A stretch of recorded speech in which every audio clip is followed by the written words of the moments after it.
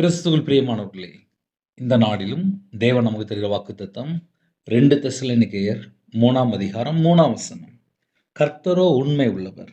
அவர் உங்களை ஸ்திரப்படுத்தி தீமை நின்று உங்களை விலக்கி காத்துக்கொள்வார். தீமை நின்று விலக்கி உங்களை காத்துக்கொள்வார். தீமை நின்று விலக்கி உங்களை காத்துக்கொள்வார். ஹல்லேலூயா. புதிய நாளுக்காக ஜெபிப்போமா? கண்களை மூடி நாம் ஜெபம் செய்வோம். அன்பின் கர்த்தாவே, உம்மை நன்றியோடு துதிக்கிறோம்ப்பா. எங்க எல்லாருடைய ஆவி, ஆத்துமா, சரீரம், சிந்தனை, நினைவு எல்லாவற்றையும் உம்முடைய ஜீவனுக்குள்ள அர்ப்பணிக்கிறோம்ப்பா. உம்முடைய இரத்த கோட்டைகளை வேலையடைங்க. பிதா, குமாரன், பரிசுத்த நாமத்தினால முத்திரை போடுங்க. புது கிருபையினால் நிரப்புங்க. புது அபிஷேகம் நிரப்புங்க.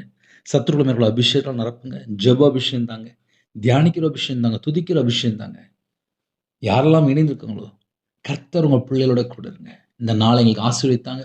பகலில் மேக ஸ்தம்பமாவும் இரவுல அக்னி ஸ்தம்பமாவும் கர்த்தர் எங்க கூட இருங்கப்பா. முன்னும் பின்னுமா தேவதூதர் நிப்பாட்டுங்க. எல்லா தடையெல்லாம் நீக்கி கர்த்தர் கூட இருந்து ஆசீர்வதிங்க. உங்க பாதத்தில் அர்ப்பணிக்கிறோம். அப்பத்தின் தண்ணீரை ஆசிரிங்க.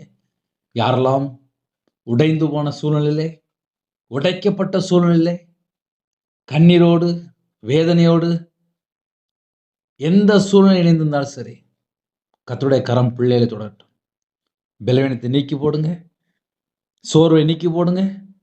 உற்சாகத்தின் ஆவிலாம் நிரப்புங்க. யாரெல்லாம் தாழ்த்துறாங்களோ கர்த்தருடைய கரம் பிள்ளைகளோட கொடுக்கட்டும். கர்த்தர் கூட இருக்க உங்க நாம மையப்படட்டும். இயேசு கிறிஸ்துவின் பிதாவே, ஆமென். தேவனுக்கு மகிமை உண்டாதாக. God bless you.